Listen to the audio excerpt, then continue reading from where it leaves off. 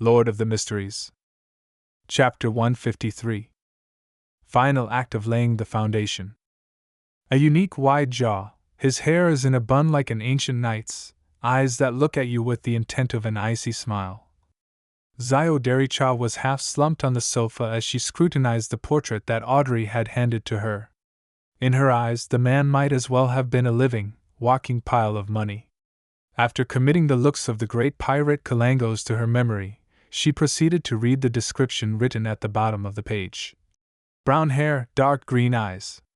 The portrait can only be used as a general reference, as the target possesses the ability to transform into another person. It is unknown how long he can maintain the transformation.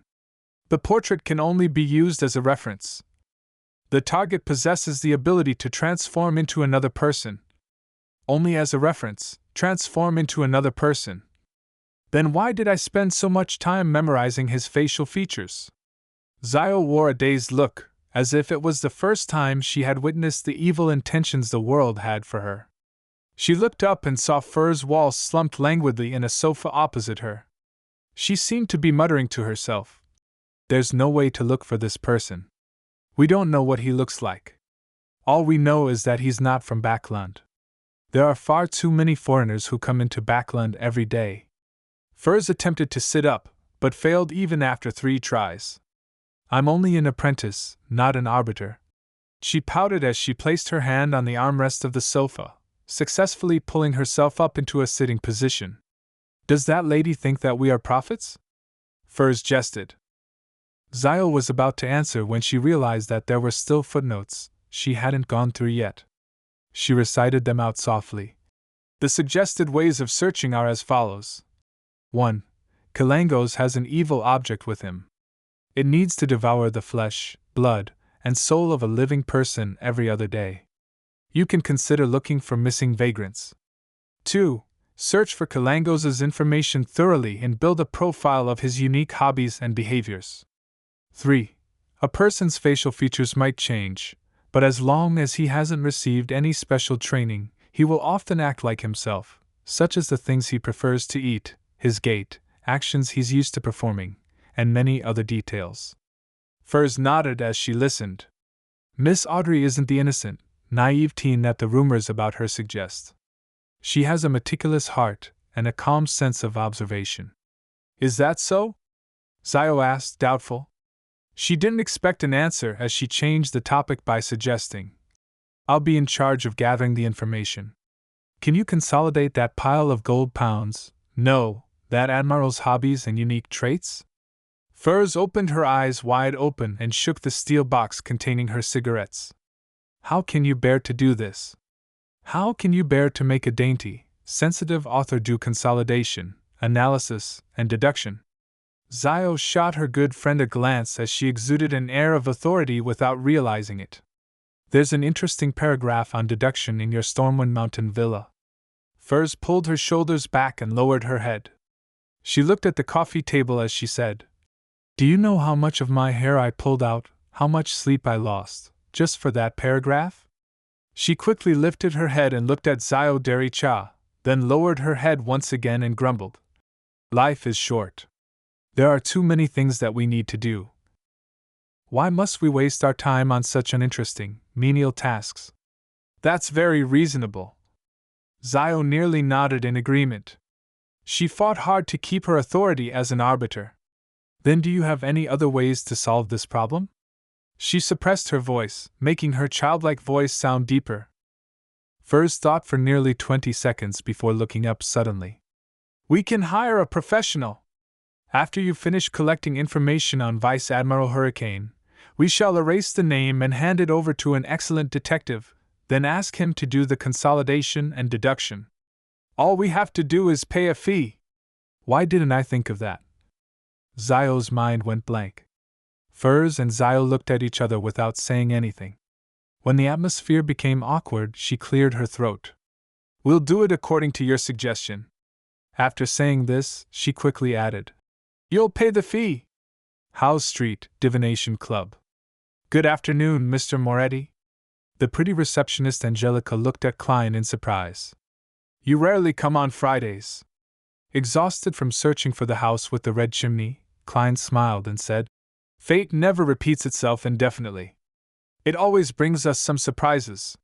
He was in the area, and the time had expired on the carriage he rented. Thus, he came for a cup of black tea and some rest. Furthermore, this would serve as the final layer of the foundations. With the new experience at the Divination Club, he would logically mention the application to Dunn Smith. "Your words are always so philosophical," Angelica praised. Klein thought for a moment before saying with deliberation, "I might not come to the Divination Club too often in the future, so you need not recommend me to others anymore." He had already digested his potion, so he had to advance towards a new goal. "Why?" Angelica said in shock and puzzlement. "You've already made a name for yourself in the club. Most people know that your divinations are very accurate and miraculous. In fact, we were considering getting you to come in on Sundays as a lecturer. If I was paid £1 for every divination I performed, then I would keep doing this regardless of how tired I was. Besides, I still have to investigate the houses with red chimneys and find the culprit as soon as possible." Klein smiled warmly. "Madam, do not convince me to stay. This is the arrangement of fate. I won't stop coming to the Divination Club entirely, it's just that my visits will become less frequent. I'll still pay the membership fees on time. I can get reimbursed for it anyway. I will come down occasionally to monitor the place." Klein added in his heart, "How regretful. I hope that you will be at the club when I happen to be lost." Angelica sighed. She realized that this wasn't as surprising as she imagined after the initial shock had passed. Perhaps such a miraculous seer that still respected fate wasn't someone who could be held back by a club in Tingen. Angelica smiled, as if thinking about something. "Sigh black tea?" "Yes." Klein returned a smile. He spent about 20 minutes in the club, spending the time resting, finishing his black tea before leaving the club. He took a public carriage back to Daffodil Street. When he entered, he opened the mailbox out of habit and saw that there was a letter placed inside not too long ago. Klein opened the letter and noticed that it was from Mr. Azek. "I will be heading to Morristown on Sunday and return on Wednesday. Most of the citizens in Morristown are believers of the goddess. He's heading there on a Sunday, which means that according to the usual level of efficiency, the Nighthawks would only receive the information on Tuesday or Wednesday. I can make it. To think that Mr. Azek would remember my request. I hope that he remembers not to do it personally. Him summoning a spirit and doing something scary would suffice." Klein nodded slightly.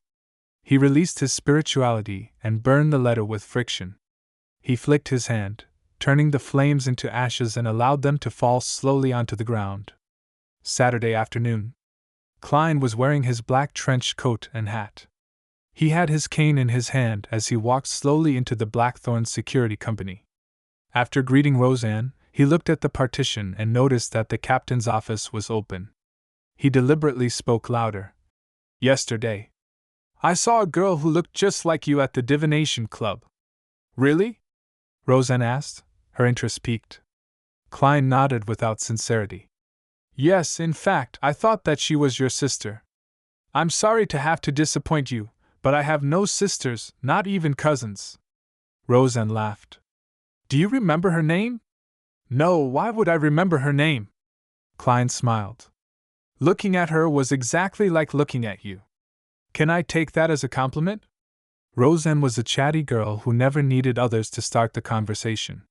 She asked on her own accord, "Klein, I would assume that you're earning quite a bit from the Divination Club. As a true seer, your abilities are far beyond those who take this as a hobby. We would still be good colleagues if you didn't mention this." Klein coughed. "A seer has to be respectful of fate. We cannot use divination to ask for abnormal privileges." "Are you concluding your own maxim for a seer?" Roseanne asked out of curiosity. "Yes," Klein answered frankly. After a brief chat, Klein said goodbye to Roseanne. He took his hat and walked toward the partition. Knock. Knock. Knock. He looked at Dunn Smith, who was drinking his coffee, as he knocked on the open door. "Please come in." Dunn looked up at Klein and adjusted his posture immediately. Klein had already probed the captain over the past 2 days. He confirmed that Dunn Smith hadn't mentioned the acting method as he was trying it out. It was clear that he was also cautious of the higher-ups of the church. Thus he closed the door and sat opposite Dunn. He said with a serious, yet slightly excited expression, "Captain, I believe that I have completely grasped the seer potion.